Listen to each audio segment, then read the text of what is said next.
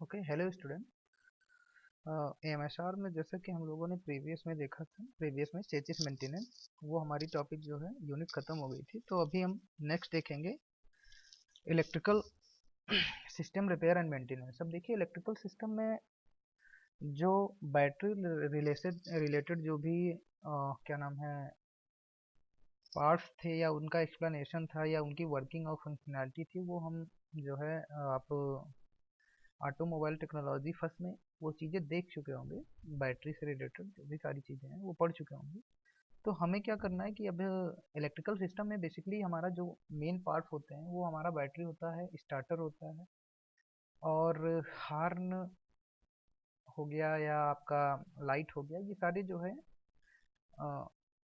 Electrical system maintenance के under में आते हैं। बेसिकली उसमें जो है हमारा वो डायनेमो हो गया, जिसको आप जनरेटर बोलते हैं, बैटरी हो गया और स्टार्टर हो गया। तो बैटरी के बारे में आप ऑलरेडी देख चुके हैं। अभी हम देखेंगे जो वो है डायनेमो और स्टार्टर, ठीक है, जिसको आप सेल्फ बोलते हैं। जनरली आपके जनरल टर्म्स में जो है वो सेल्फ ही बोला जाता है, ठीक है। तो स्टार्टर में अगर देखिए तो स्टार्टर में सबसे पहला क्या, स्टार्टर का काम क्या होता है कि आपके व्हीकल को स्टार्ट करना। अब अगर देखिए व्हीकल को, जैसे कि हम जब आईसी इंजन भी पढ़ रहे थे तो मैंने आपको बताया था कि क्या होता है कि इंजन को स्टार्ट करने के लिए जब, जैसे आपके पास जो भी आपका पिस्टन है वो कम मूव करेगा, उसको एक इनिशियल मूवमेंट चाहिए होती है। तो वो तो चाहे आप हैंडल से दें, अब बड़े जो इंजन है उनको आप उनको स्टार्ट करने के लिए ही हैंडल जो होती है उसमें काफ़ी पावर कंजम्पशन होता है। तो उसको हम थोड़ा सा मॉडर्न, जैसे कि हमारे पहले जो जो भी इंजन्स होते थे उनको क्या करते थे, हैंडलिंग के थ्रू स्टार्ट करते थे जब बैटरी सिस्टम नहीं था। तो वहाँ पे क्या होता था, पावर कंजम्पशन भी ज़्यादा होता था और वो थोड़ा सा जो है हमारे लिए डिफ़िकल्ट भी होता था। कभी कभी इंजन जो है काफ़ी ज़्यादा टाइम अगर इस्तेमाल नहीं होता है तो स्टार्टिंग में दिक्कत करता था। तो थोड़ा सा जो है उसमें इम्प्रूवमेंट करते हुए हमने बैटरी सिस्टम को इंट्रोड्यूस करा। तो अभी इसमें क्या है कि स्टार्टर में जो दिक्कतें, स्टार्टर का काम क्या होता है कि वो क्या करता है, इनिशियल मूवमेंट पिस्टन को देता है, और एक बार जब आपका स्पार्किंग इंजन में हो जाती है उसके बाद पिस्टन जो है स्पार्किंग होगी तो फ्यूल बर्न होगा, फ्यूल बर्न होगा तो इंजन ऑटोमेटिकली स्टार्ट हो जाएगा, और वो फिर जो है आपका क्रैंक शाफ्ट जो है वो इंजन रोटेट कराएगा। तो हम क्या करते हैं, एक रिंग गियर होता है, रिंग गियर के थ्रू जो आपका क्रैंक पे फ्लाई व्हील लगा होता है, फ्लाई व्हील कनेक्ट रहता है रिंग गियर के थ्रू। तो फ्लाई व्हील को वो रोटेट कराता है, और उसके लिए क्या करते हैं कि हमको ज़्यादा पावर की ज़रूरत होती है। अच्छा, पावर की ज़रूरत होती है, दैट मीन्स कि आपका जो टोटल सिस्टम है बैटरी से जो आपका ये कनेक्ट रहता है, डायनेमो या जनरेटर, इलेक्ट्रिक जनरेटर या जो भी सेल्फ होता है, तो उसमें क्या होता है कि आपको क्या करना होता है कि जो आपका स्टार्टर होता है वो कनेक्शन, नंबर एक बात तो कनेक्शन अच्छा होना चाहिए, कनेक्शन अच्छा होना चाहिए, और ऐसा कनेक्शन होना चाहिए जहाँ पे आपका रेजिस्टेंस कम हो।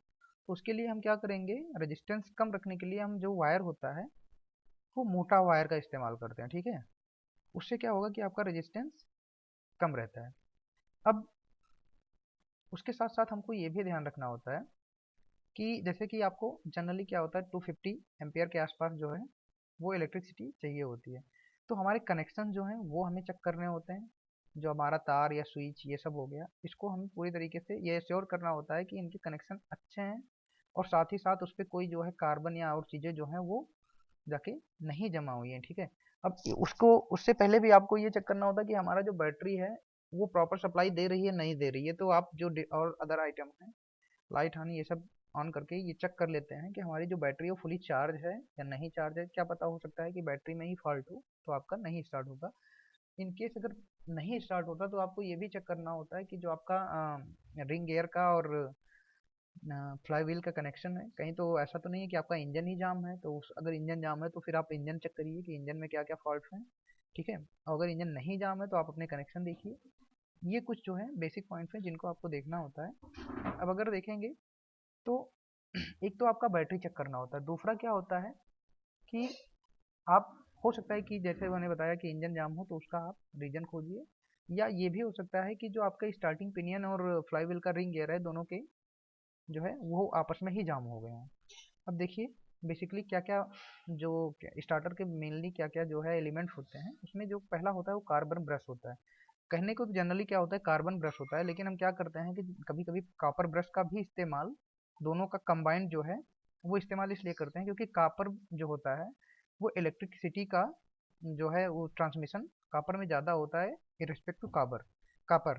तो ज़्यादा पावर सप्लाई जहाँ पे हमको चाहिए होती है, ज़्यादा बड़े इंजन को स्टार्ट करना होता है, तो वहाँ पे हम ज़्यादा करंट सप्लाई के लिए क्या करते हैं कि कॉपर और कार्बन दोनों के एक कंपाउंड यौगिक होता है, उसका इस्तेमाल हम जो है उसके लिए करते हैं। अब देखिए ब्रश क्या होता है, ब्रश जो आपका कम्यूटेटर होता है उस पे जाके कनेक्ट होता है। अब उसको कनेक्ट करने के लिए क्या होता है, एक स्प्रिंग होती है जो उसको कम्यूटेटर के अगेंस्ट में प्रेस किए हुए रहती है। तो जब तक आपका कम्यूटेटर इन केस अगर वो घिस जाता है, तो घिसने के बाद क्या होता है कि वहाँ पे आपको स्पार्क जनरेट होने की चांसेस ज़्यादा रहते हैं, और प्रॉपर कनेक्शन नहीं रहेगा तो इवन ना घिस के अनइवन जो है घिसेगा, और उससे क्या होगा कि स्पार्क जो है वो जनरेट होने के चांसेस ज़्यादा होंगे। तो हमें ये देखना होता है कि कहीं क्या नाम है जो स्प्रिंग है उस वो तो सही से क्या इसको प्रेस कर रही है नहीं कर रही है, अगर कर रही है तो अगर घिस गया है तो हमें नया कार्बन ब्रश जो है वो चेंज करना होता है। अगर मान लीजिए आपके उस पर गंदगी जम गई है तो आप क्या करेंगे, एमडी पेपर वगैरह से जो है उसको या पेट्रोल से उसको धो के और अच्छे कपड़े से साफ कर लें। ये भी एक काज जो है वो हो सकता है कि आपकी जो स्टार्टर है वो स्टार्ट ना हो रहा हो। अगर उसकी आप देख रहे होंगे जैसे कि अगर आप देखेंगे कार्बन ब्रश की लंबाई लेंथ जो है वो कम हो गई, दैट मीन्स कि वो घिस गया है, तो आप उसको हटा के दूसरा कार्बन ब्रश लगाएंगे। उसके अलावा देखते हैं स्प्रिंग जो कार्बन ब्रश को प्रेस करके कम्यूटेटर के अगेंस्ट में रखती है। अगर कम्यूटेटर आपका अनइवनली घिस गया है, या हो सकता है कि आपका स्प्रिंग कांस्टेंट चेक कर लीजिए, हो सकता है स्प्रिंग जो है वो वीक पड़ रही हो, तो दूसरी स्प्रिंग वहाँ पे आप लगा सकते हैं। स्प्रिंग कांस्टेंट जनरली 10% के आसपास जो है ऊपर नीचे रहेगा तो चलता है, नहीं तो हमको स्प्रिंग भी रिमूव करके दूसरी स्प्रिंग लगानी होती है, ठीक है।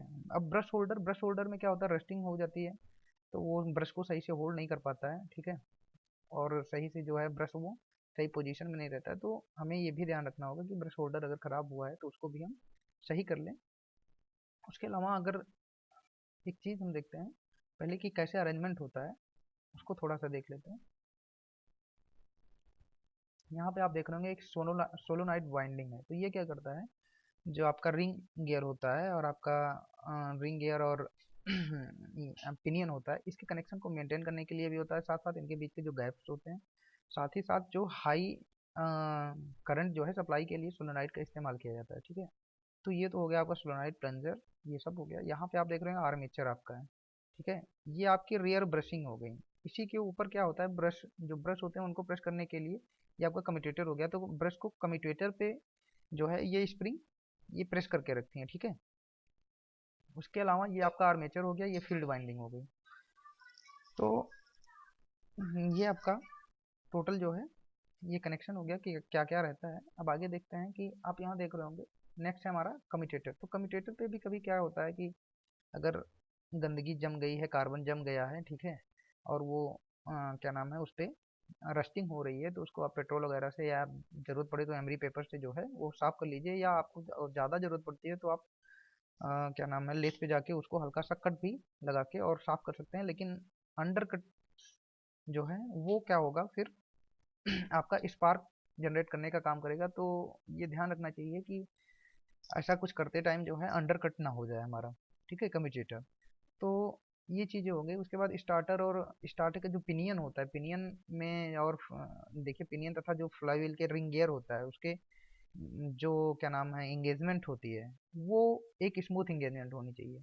अगर वो सही से एंगेजमेंट नहीं कर रहा है तो भी आपके लिए दिक्कत है, दोनों में से कोई ख़राब है तो तुरंत हटवाइए, हटा के जो दूसरा लगाने की आवश्यकता है। और अलाइनमेंट करते ही जो है वो आप दोनों का वो चेक करना कंपलसरी होता है, ठीक है। उसके अलावा जो अगर कोई भी दोनों में से जो है वो क्षतिग्रस्त हो गया है या डैमेज हो गया है तो उन गियर को हटा के हमें नए गियर लगा देने चाहिए। उसके अलावा जो क्या नाम है टोटल ओवरहॉलिंग हॉलिंग के बाद आपको ग्रीसिंग वगैरह का भी ध्यान रखना होता है, और जहाँ पे रिक्वायर्ड है वहाँ पे लुब्रिकेंट जो है ग्रीस वगैरह वो लगा के उनके स्मूथ मूवमेंट को मेंटेन किया जा सकता है। उसके अलावा रिंग गियर और पिनियन गियर में जो आपका गैप होता है वो 3 से 5 mm का होता है, और पिनियम और पिनियन स्टॉपर में 0.3 टू 2.5 mm का गैप वो हमेशा जो है मेंटेन रखना चाहिए। तो ये रहे कुछ टिप्स, इस तरीके से जो है हमको स्टार्टर को क्या नाम है ओवरहॉल करना होता है और रिपेयर करना होता है। उसके अलावा नेक्स्ट टॉपिक जो है वो हमारी नेक्स्ट लेक्चर में हम देखेंगे, स्टार्टर टेस्टिंग। तब तक के लिए थैंक यू।